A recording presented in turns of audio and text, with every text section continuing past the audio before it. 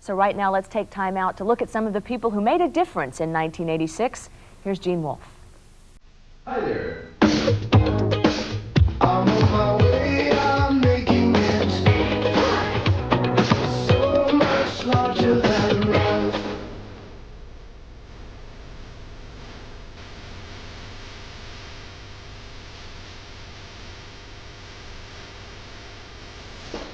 In 1986, the eve of Hollywood's 100th anniversary, we still kept our minds and our cameras on our stars. In a complex year, celebrity milestones helped us highlight our calendars. Fame stayed at a premium, but in the world of entertainment, many of our famous ones seem more approachable as they came down off their pedestals, got involved, or came clean. The most startling revelation of the year was the news that Boy George was a heroin addict. If I continue to be intelligent and reasonable with myself, then I shall carry on and have a healthy life. Drugs were the big 86 issue. Checking into the Betty Ford Center were comedian Chevy Chase, country star Tammy Wynette, and music makers Jerry Lee Lewis and Stevie Nicks. The drug problem seemed only to grow, and First Lady Nancy Reagan came to Hollywood to enlist celebrity support for her Say No to Drugs campaign. You have the ability to influence people. You can use that power to dismiss the danger of drugs, or you can use it to help our young people say no to drugs. Celebrities responded with a series of Stop the Madness anti-drug spots. Do your own thing. Stop the madness. And in the courtroom, John Landis continued his fight against involuntary manslaughter charges in connection with the filming of the Twilight Zone movie, where actor Vic Morrow and 2 children lost their lives. Kathy Evelyn Smith was sentenced to a 3-year prison term for the drug-induced death of actor John Belushi. Heavy metal rocker Ozzy Osbourne was the heavy in a lawsuit claiming his music caused the suicide of a teenage fan. And Raquel Welch proved to be more than another pretty face, as she fought Mega Power MGM and won $10.8 million for contract disputes and career setbacks as a result of her firing from the film Cannery Row. I simply just had to stand up for myself, and I'm glad I won. From civil courts to the divorce courts, Hotels Connie Selica and sidekicks Gil Gerard have called it quits. And Joan Collins filed for an annulment after only 13 months of marriage to Peter Home. But that didn't stop the wedding bells. The wedding of the year was Britain's Prince Andrew to Sarah Ferguson at Westminster Abbey. Then Camelot met Conan as former CBS News anchorwoman and member of the Kennedy clan Maria Shriver married actor Arnold Schwarzenegger in Hyannis, Massachusetts. And Zsa Zsa Gabor became a princess of sorts with marriage number 8 to Prince Frederick von Anhalt. The surprise marriage of Hollywood royalty was Timothy Hutton and Deborah Winger. But no surprise, John McEnroe and Tatum O'Neal made their relationship official for the sake of their new baby boy, Kevin. In 1986, economic reality hit Hollywood. Even the biggest stars resorted to moonlighting as commercial spokespersons. Master moonlighter Bruce Willis brought in extra bucks promoting Seagram's wine coolers. And co-star Sybil Shepherd tossed her golden locks for L'Oreal hair color. Billy Crystal did a marvelous job for Diet Pepsi. The first son was seen extolling the advantages of American Express. And forsaking press agents for politics were the Love Boat's Fred Grandy, who will now attempt to keep his home state of Iowa afloat in Congress, and Clint Make My Day Eastwood became mayor of Carmel, California. It's like having a hit movie, sure. But the stars who best showed us what fame is for are those who got involved and put themselves on the line for causes they believe in. Robin Williams, Whoopi Goldberg, and Billy Crystal helped raise more than $2 million for the homeless with their comic relief concert. Robert Blake helped kick off the Great Peace March. Judd Nelson, Michael J. Fox, and Rob Lowe joined Jane Fonda on a whistle-stop tour of California to support a clean water initiative. And Liz Taylor spearheaded the drive, which so far has raised over $2.5 million for AIDS research. Well, I think we're like all grains of sand. And when we get together, none of us are bigger than the other one. But when we all get together to do something constructive, we can form one hell of a beach.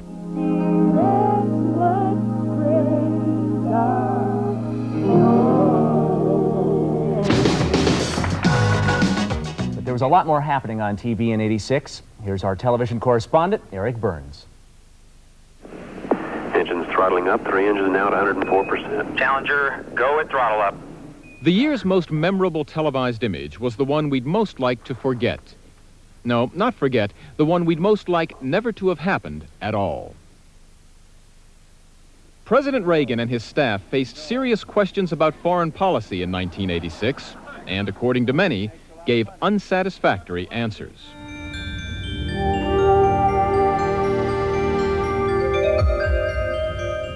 Cameras showed the sunken treasures of the Titanic and the absence of treasures in Al Capone's vault. 2, 1.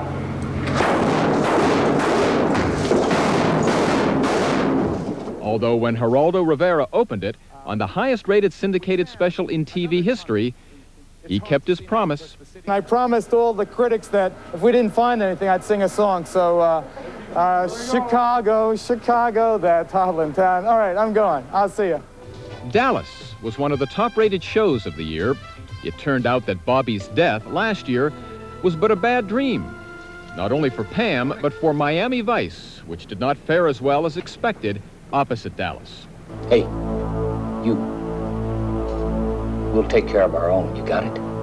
I'm Oprah Winfrey, and today we're going to hear the personal stories from feuding families. Oprah Winfrey went for the gut and outrated Phil Donahue, who went for the intellect. The tendency now is to be preoccupied with the whipped cream at the expense of the turkey sandwich. Joan Rivers went for the jugular in her late-night talk battle against Johnny Carson. And I am just so happy to be here, and I thank you all so much. A lot of new shows this season had a lot of familiar faces.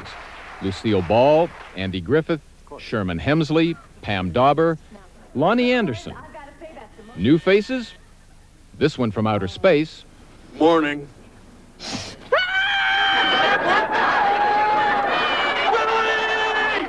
These from the classroom. Hey, it's either this or live in the garage. With my father. These from the law offices. You promised me a body. I want it now. Most of 1986's hits were 1985's as well.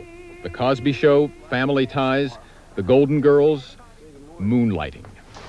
Yo, Matty! Got any raw meat? As usual, the networks went after viewers with all the zeal and subtlety of barkers at a sideshow. And if the viewers didn't respond, and fast, they moved their programs around.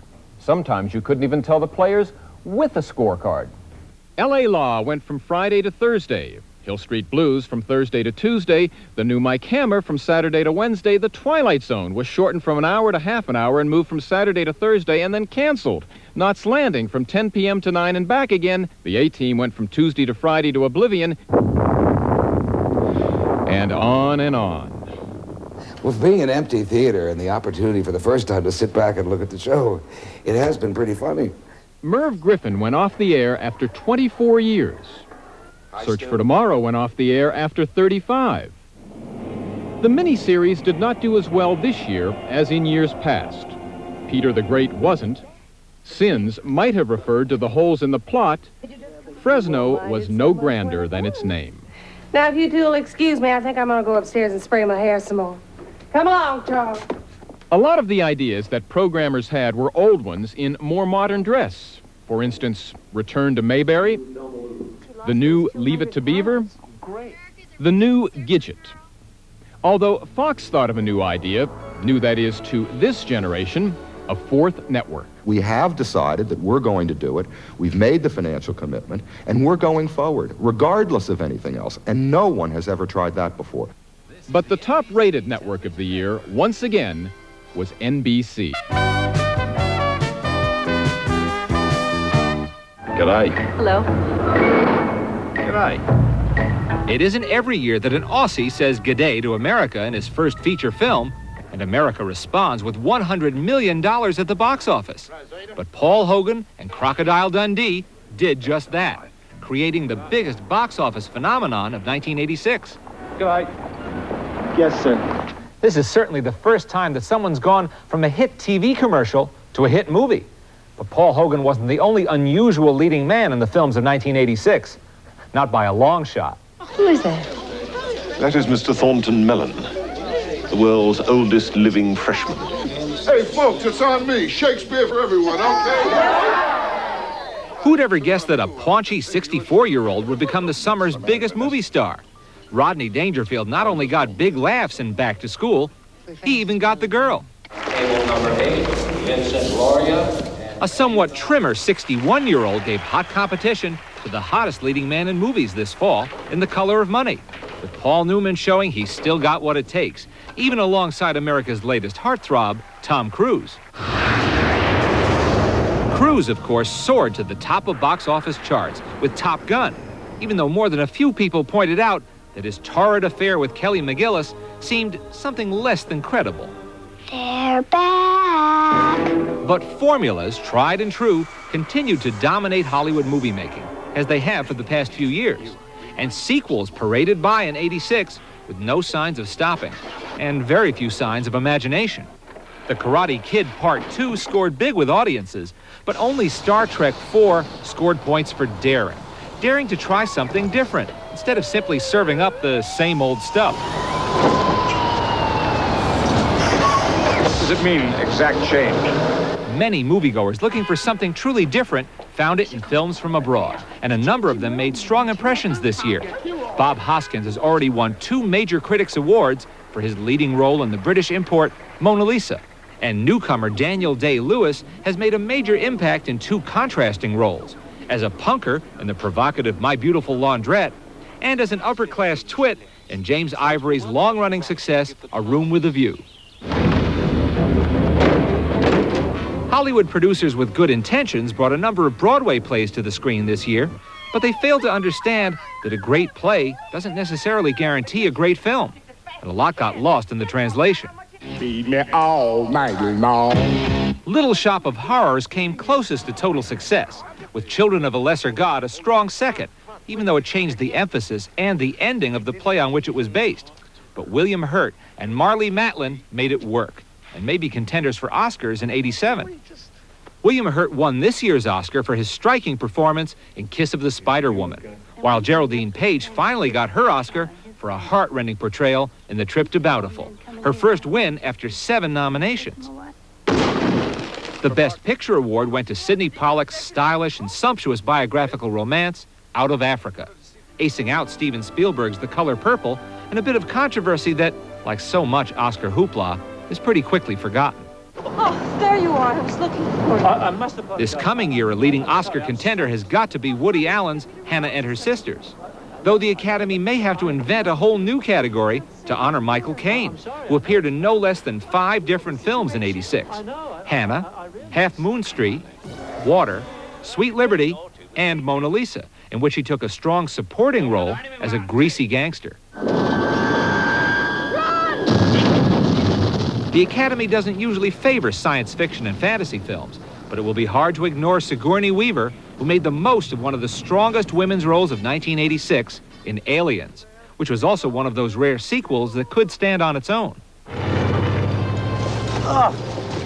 Howard, this isn't working. Tell me about it. The biggest bomb of the year was launched by Howard the Duck, who made an unwise and unwarranted transition from comic books, though some folks might nominate Shanghai Surprise as the year's top turkey. Sean Penn is a fine actor, but was anyone ready to buy Madonna as a missionary from the 1930s? Apparently not. The nicest thing about 1986 was that the movie business and moviegoers still found room for a couple of films with heart and honesty and good feelings. It's still possible to make a film like Stand By Me, and it's equally possible for it to become a hit. And that's the nicest thing that possibly could have happened in this year in movies.